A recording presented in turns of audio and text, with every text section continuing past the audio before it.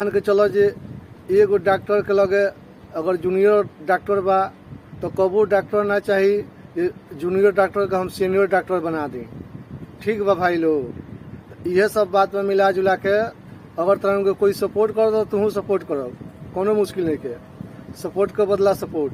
जैसे हम कोई के गुड मॉर्निंग कहते तो अगला भी गुड मॉर्निंग बोलता जरूर। ये बात समझला जरूरी बा हर आदमी के।